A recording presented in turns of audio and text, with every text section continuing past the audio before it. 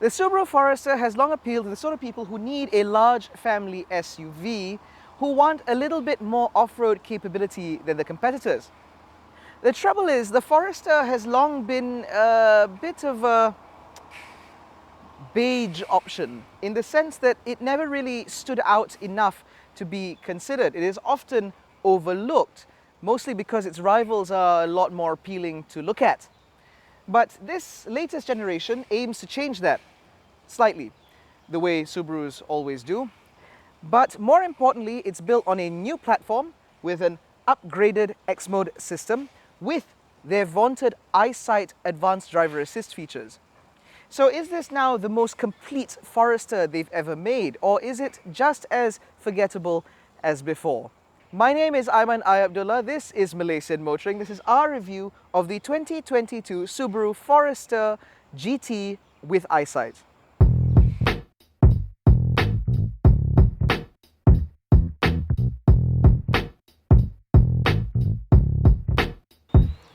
Now, at the front of the new Forester, there are evolutionary changes, as is the way with Subaru.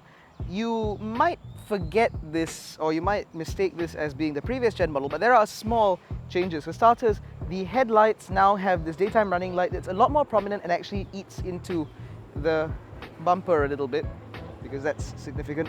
You get LED fog lights down below with this nice chrome surround. You get much more prominent black body cladding. This lip, however, is unique to the GT line. You also get a much larger, more prominent grille, which now comes with active shutters, although I can't figure out where they close or how they close, but apparently they do.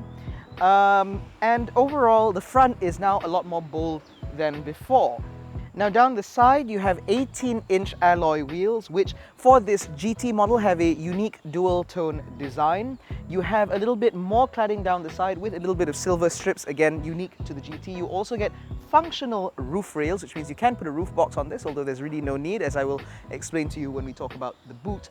Now, notably about the Forester, you get these very large windows. There's a huge glass house to this car, which makes the interior very light and airy, which is helpful given the fact that the interior upholstery is all, well, mostly black.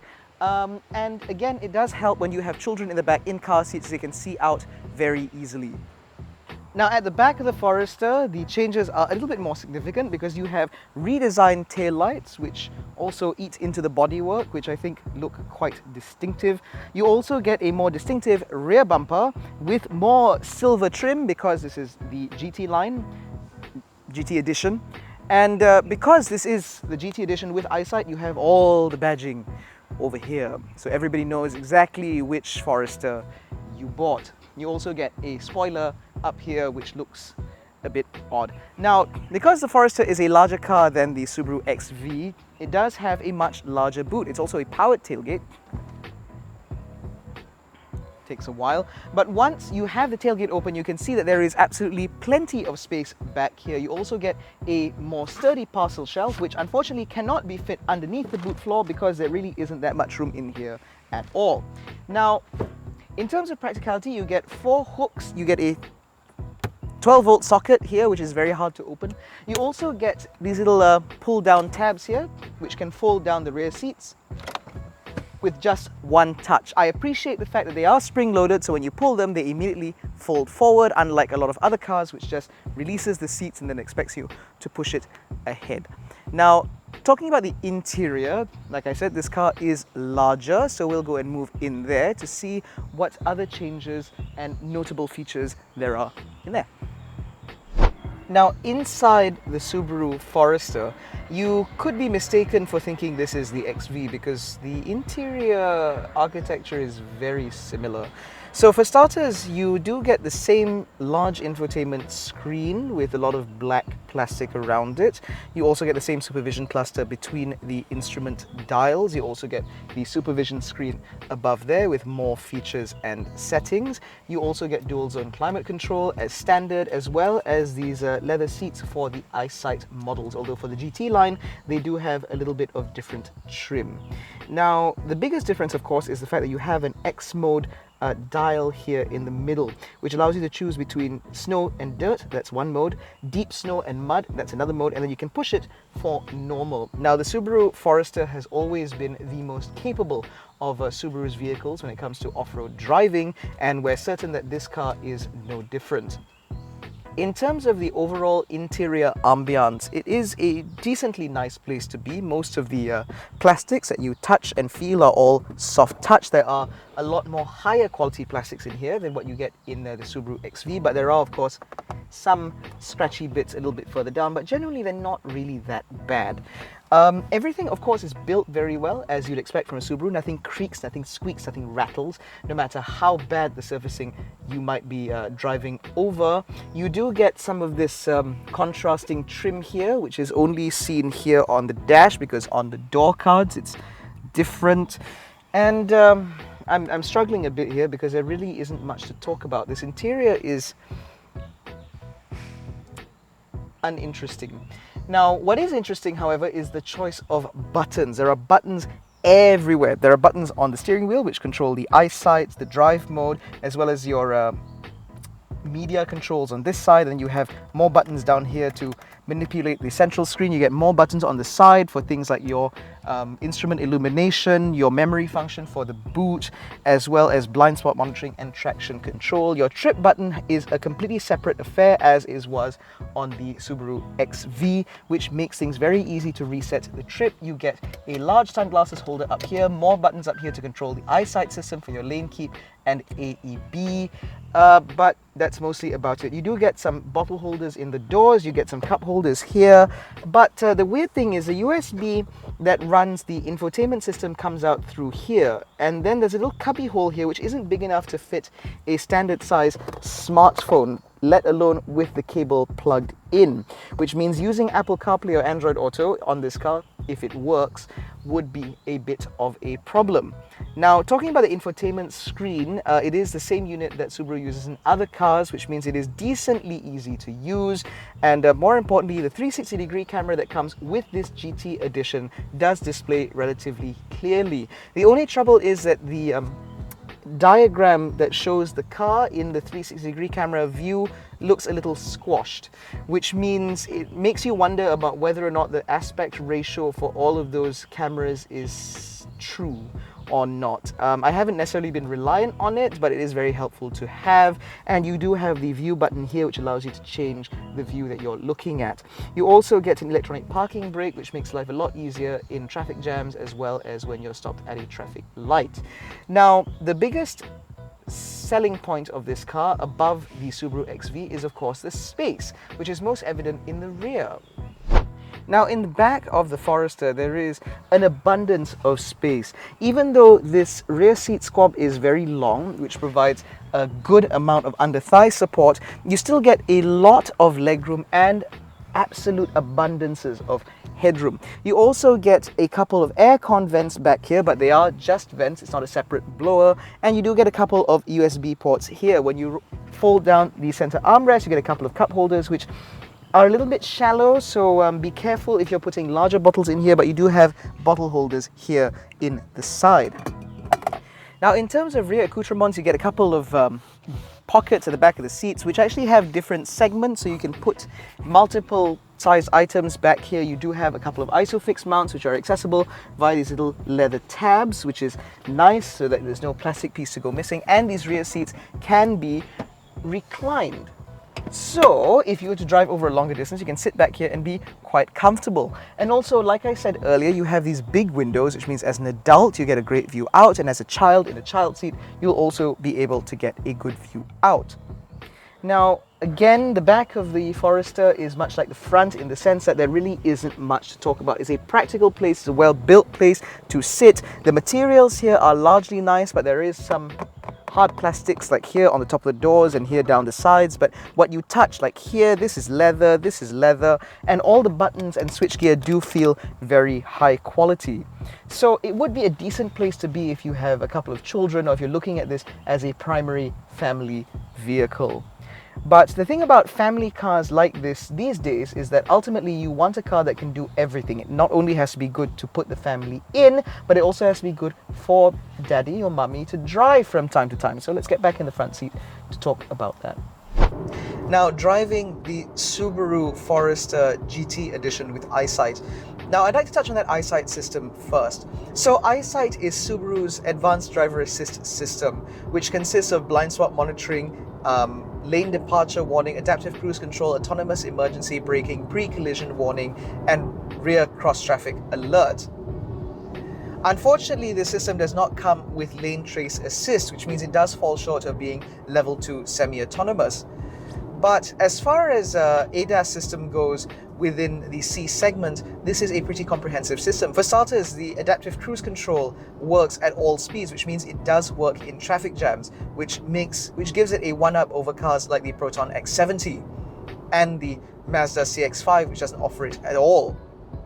It also means that because this car's sort of hold function lasts a little bit longer, when the car in front stops and then moves, the car will be able to move itself off without intervention for a slightly longer period than some other cars we've tested. On top of that, the blind spot monitoring, which was not available in the Subaru XV, does make an appearance here on the Forester, and it is a pretty good system, with the lights appearing just on the side of the side mirrors. Although that said, the blind spot monitoring hasn't really been very useful for me because this car does have excellent all-round visibility. The thin pillars for both the A and B pillars means that my visibility towards the sides is very clear.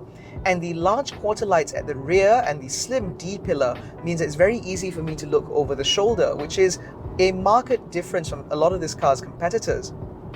What also helps is this car's driving position. I'm sat very high up, which means I have a very commanding view of not only the road around me, but also the car around me, which means it's very easy for me to place this car, particularly when driving in town and in tight situations.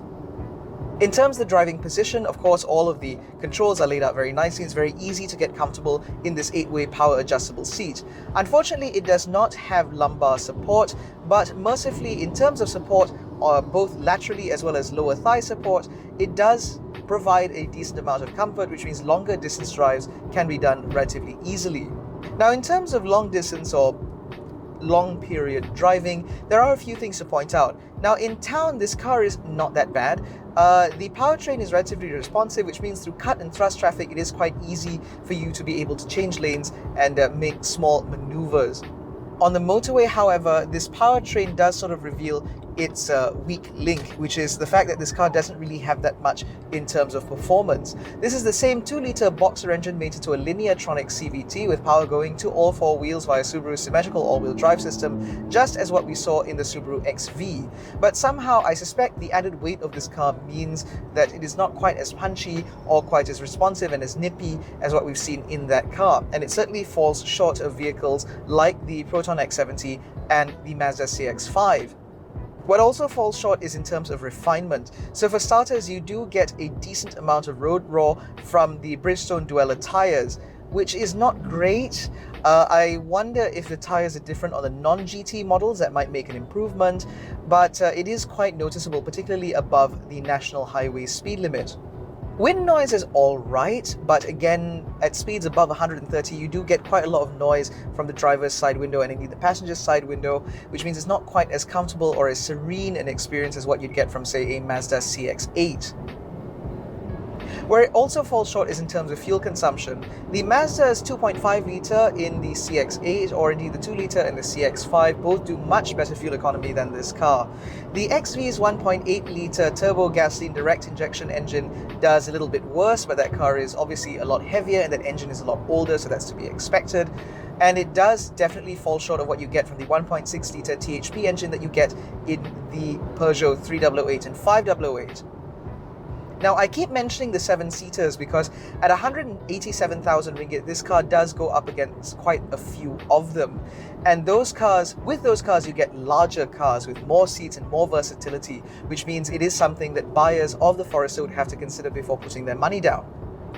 Of course, the upsides to this car is the symmetrical all-wheel drive system and the advanced X-Mode system that you get in this car, which means that your adventures can extend a lot further than just where the tarmac ends. It is worth pointing out that The all-wheel drive system in this car, I don't know if it's really being utilized fully, because on the road, I have the center supervision cluster set up to show me where the power goes, and honestly, unless it's raining very heavily and I'm driving stupidly around a roundabout that is very, very slick, it generally doesn't really do much. It just sends power to all four wheels. It's very hard to get this car unstuck. Now, that could just be down to the fact that this car has very good mechanical grip as a result of that all-wheel drive system, or perhaps this car just has very good grip as a result of its design, its chassis, as well as the paired tires. But of course, having driven this car almost 2,000 kilometers through rain and shine and almost hail, I can tell you that there is a degree of confidence that you get knowing that this car offers all-wheel drive. In difficult situations, it's nice to know that the symmetrical all-wheel drive system can react very quickly as and when I need it, ensuring that I remain safe no matter what. And the same goes for the EyeSight system. I haven't triggered it very often through my stint with this car, but it's nice to know that the ADAS features are there. That sense of security cannot be extended to vehicles like the Volkswagen Tiguan Allspace, which does not offer any semblance of active safety, sans blind spot monitoring in the 2-liter R-Line 4Motion model. So ultimately, is this an easy car to recommend? Well, yes and no. If the Subaru XV is too small and you need a little bit more space for things, for family items and so on, then the Forester could be very appealing. It also helps if you're the kind of person that enjoys a very active lifestyle, and so you do need the all-wheel drive system to get you that last mile to where your adventure might be. But if you're a town driver and all you ever do is drive in town and sometimes on the motorway to balik kampung and that sort of thing, you really don't need the all-wheel drive system, because ultimately there is yet another mechanical system which will require maintenance and oversight over a longer period, although Subarus do enjoy great reliability ratings. That said though, to make it very clear, if you're an adventure-driven kind of person, then the Subaru Forester will no doubt appeal to you. The fact that this car can go further than where the road ends is a very appealing thing, especially for someone like me who does enjoy going off-road from time to time. But if you want a car that's all style, the look of an adventure vehicle, for example, without much of the adventure capability, then this is not going to be the car for you. If you want something that is great to drive both on road and through the twisties, both on the motorway and through the twisties, then you might want to look in the direction of a Mazda. If you want something that is a bit better in town, consider the Volkswagen Tiguan Allspace 1.4. And if you want the best bang for your buck, then look no further than the Proton X70.